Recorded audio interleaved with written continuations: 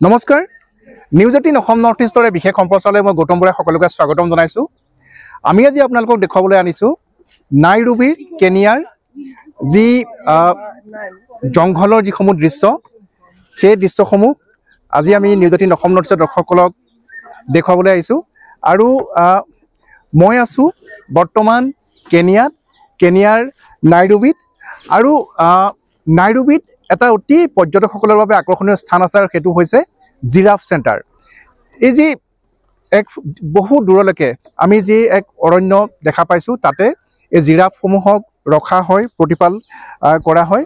আৰু এই জিৰাফবোৰক যিসকল পৰ্যটক আহে সেই পৰ্যটকসকলক এই জিৰাফবোৰক খাদ্য খুৱাবলৈ দিয়া হয়। আমি দেখুৱাইছোঁ যে এনেধৰণে আমি দেখুৱাইছোঁ যে ইয়াত যিসকল পৰ্যটক আহিছে সেই পৰ্যটকসকলৰ আকৰ্ষণৰ এইটোৱেই কেন্দ্ৰবিন্দু যে ইয়াত যিসকল পৰ্যটক আহে তেওঁলোকে জিৰাফবোৰক খাদ্য খুৱাব পাৰে।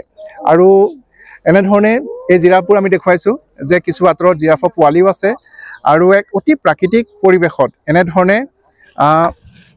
এনেধৰণে এই জিৰাফবোৰক ৰখা হয়। আৰু যিসকল পৰ্যটক আছে আমি দেখুৱাইছোঁ এটা জিৰাফ ইয়ালৈ আহিছে আৰু এনেধৰণে খাদ্য খাবলৈ দিয়া হয়, খাদ্য খুওৱা হয়। আৰু ইয়াত যিবোৰ খাদ্য ইয়াতে জিৰাফবোৰৰ বাবে দিয়া হয় সেই খাদ্যবোৰ কিন্তু বাহিৰৰ পৰা কোনো লোকে আনিব নোৱাৰে। এই জিৰাফ চেণ্টাৰত সোমোৱাৰ পূৰ্বে সকলোৱে হাত ধুই আহিব লাগে যাতে ইনফেকশ্যন নহয় আৰু এই জন্তুবোৰৰ। আৰু তাৰ সমান্তৰালকৈ ইয়াৰ ভিতৰৰ পৰা যিটো আপোনালোকে টিকেট কাটিব 1500 চিলিং লয় বিদেশীৰ বাবে, আৰু অৰ্থাৎ কেনিয়াৰ বাহিৰৰ যিসকল নাগৰিক তেওঁলোকৰ বাবে 1500 চিলিং দিব লাগে।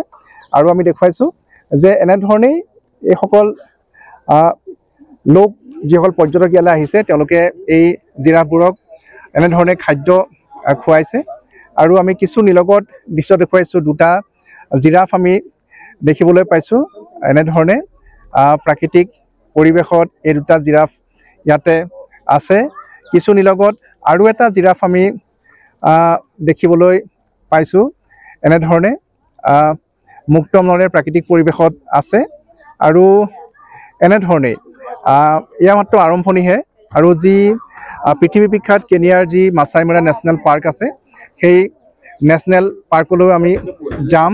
কিন্তু তাৰ পূৰ্বে নাইৰোবিৰ যি দৃশ্য জিৰাফৰ যি জিৰাফ চেণ্টাৰৰ যি দৃশ্য সেয়া আমি দেখুৱাবলৈ চেষ্টা কৰিছোঁ।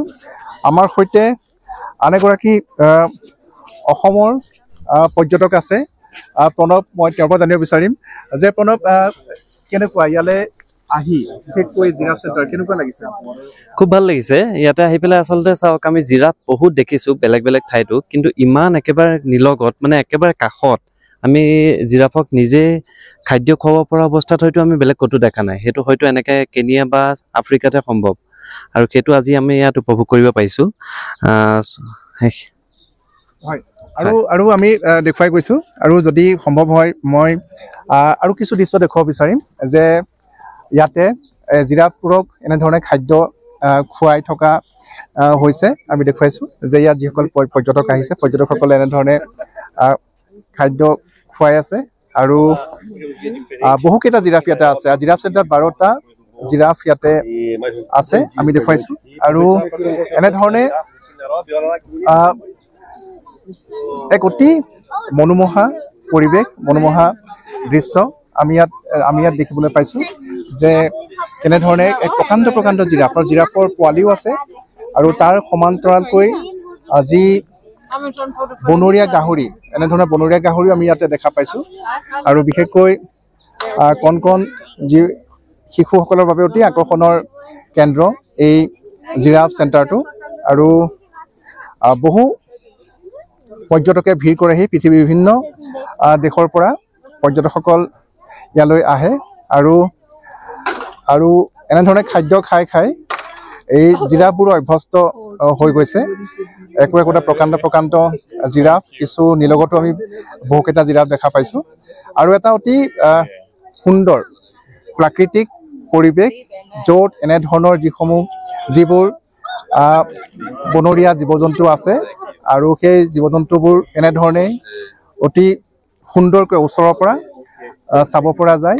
এই জিৰাফ চেণ্টাৰলৈ আহি বা মাছাই মাৰা যি নেশ্যনেল পাৰ্ক আছে তাৰ উপৰি বহুকেইখন নেশ্যনেল পাৰ্ক আছে আৰু সেই নেশ্যনেল পাৰ্কবোৰত যি অভিজ্ঞতা বা তাত জীৱ জন্তুবোৰ প্ৰাকৃতিক পৰিৱেশত যেনেধৰণে চাব পৰা যায় সেয়া হয়তো পৃথিৱীৰ অতি কম ঠাইত তেনে পৰিৱেশ লাভ কৰা যায় আৰু তাৰ বাবে মাছাই মাৰাই হওক বা কেনিয়া অতিকৈ অনন্য পৃথিৱীৰ ভিতৰতে এক অনন্য আৰু আমি দেখুৱাইছোঁ যে এনেধৰণে পৃথিৱীৰ বিভিন্ন প্ৰান্তৰ পৰা অহা পৰ্যটকসকলে এনেধৰণে আনন্দ কৰেহি কিছু সময় পাৰ কৰিবলৈ আহে ইয়াতে এক প্ৰাকৃতিক পৰিৱেশত আৰু আমি দেখুৱাইছোঁ যে এয়াই হৈছে জিৰাফ চেণ্টাৰৰ দৃশ্য আৰু এনেধৰণে মই পুনৰ দেখুৱাইছোঁ যে বহুকেইটা জিৰাফ ইয়াতে আছে 12টাকৈ জিৰাফ ইয়াতে আছে আৰু এই জিৰাফবোৰে এনেধৰণে মানুহৰ কাষ চাপি আহে আৰু ইয়াত এনেধৰণে খাদ্য দিয়া হয় মই দেখুৱাইছোঁ যে এনেধৰণৰ